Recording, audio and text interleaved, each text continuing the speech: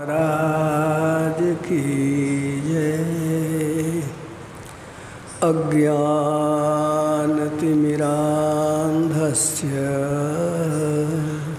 ज्ञानाञ्जन शलाकया चक्षुरुन्मीलितं येन तस्मै श्री गुरवे नमः।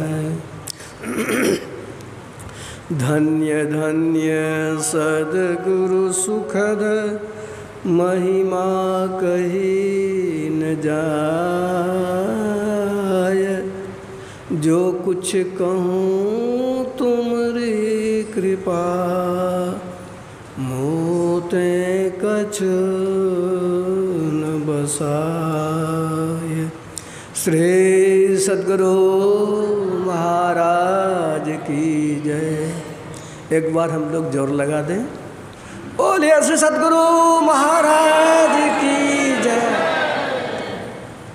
त्रैकाल सतत स्मरणीय अनंत श्री विभूषित परमाराध्य श्री सद्गुरु महाराज के त्रैलोक पावन पाद पद्मों में कोटिशः नमन।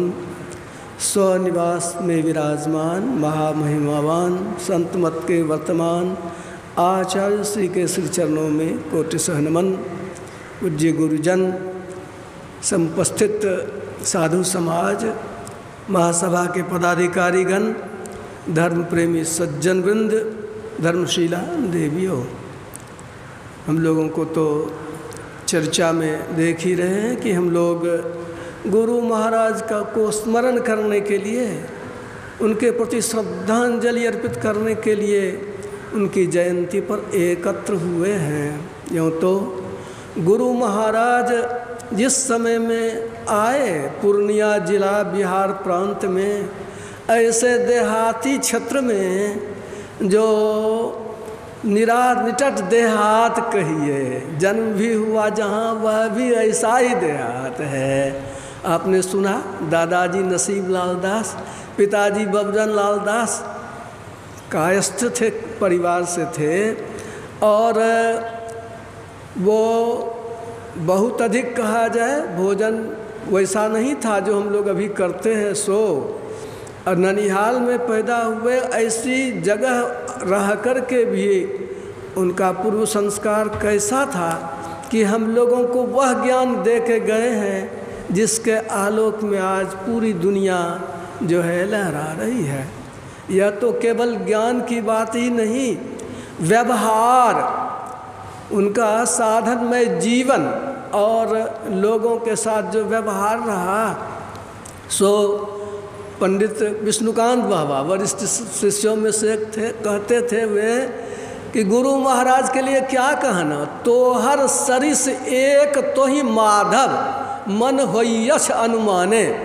गुरु महाराज के समाने गुरु महाराज को ही देखते हैं, वैसी कल्पना भी नहीं हो पाती है। सम्यक ढंग से बोलना, सम्यक ढंग से व्यवहार करना, सम्यक ढंग से मजबूती से ज्ञान को रखना, बल्कि महर्षि में ही को शरीर नहीं कह करके मेरा तो सा ख्याल है। उनका रूप तो असल में उनका ज्ञान ही है, वे ज्ञान स्वरूप ही है।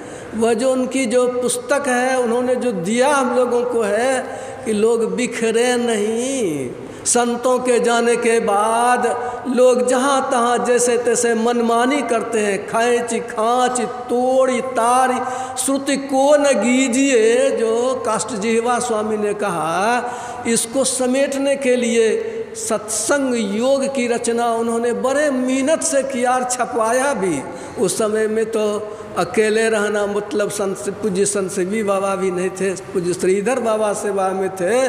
उस समय में यह जो कितना मजबूत काम हुआ, जिसने यह करके दिखाया कि जो कहते हैं कि भाई नानक कबीर ये निर्गुनिया संत हो गए, तुलसीदास जी मीराबाई सगुनिया हो गई, सगुन को अलग, निर्गुण को अलग, वेद को अलग, ये और मत को अलग, सो सबको एक साथ जोड़ करके एक सूत्र में पिरो करके रख दिया कि देखो भाई, मोटी और बाहरी बातों को तथा पंथाई भावों को हटा करके देखो, मूल और सार विचार संतों का एक ही है।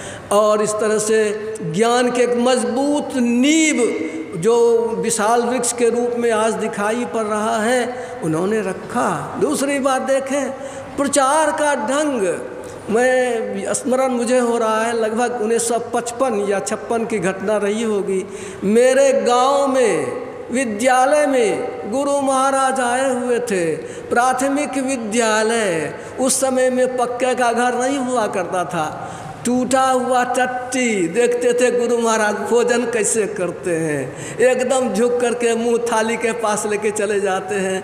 ये सब टट्टी के छेद से देखते थे और सरलता भी, भोजन किए तो सब लोग बैठ गए पास पास। वो फिर चर्चा, ज्ञान में चर्चा होती थी। एक ने कहा कि हुजूर, जहाँ पवन के गमन नहीं, रवि शशि उदय न होए, अब सो जो फल ब्रह्मा अबला, जो फल ब्रह्मा रचे नहीं, अबला मांगे सोए, रवि शशि उदय न भान। गुरु महाराज ने कहा रवि हो ये गया था, भान कौन सी का, रवि शशि उदय न होए, बड़ा बढ़िया ढंग से समझा भी दिए।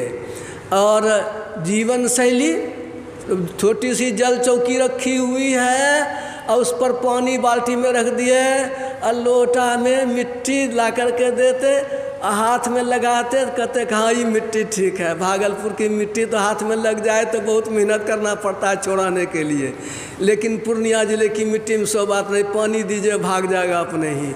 इस तरह से उस समय में जो टट्टी का बना हुआ शौचालय, ये जो है पटवा जिसको कहते हैं, सोन की टट्टी का गोल घेर करके, और वैसा शौचालय, कच्ची शौचालय में जाना, ऐसे घर में रहना, कैसे घूम घूम कर प्रचार किया गुरु महाराज ने।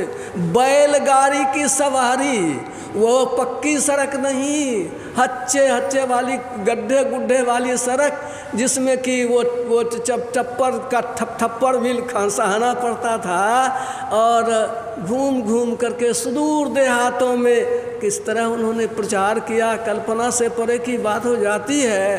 तो उनका जीवन खुली पुस्तक के समान, उस समय के साधुओं का जीवन। आज भी देखिए आचार्य श्री हैं, गुरु महाराज के समय के जो साधु लोग सब हैं, उनके जीवन का रहन सहन शैली देखिए कितना सरल है, कितना सुलझा हुआ है, कोई आडंबर नहीं, कोई ढोंग नहीं।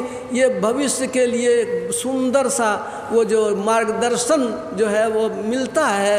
यह उनका जीवन खुली पुस्तक के समान, ज्ञान की गहराई, सादा जीवन, उच्च विचार और गढ़ा संत मत को स्तुति प्रार्थना उपासना पहले नहीं था इस तरह से समेटा हुआ।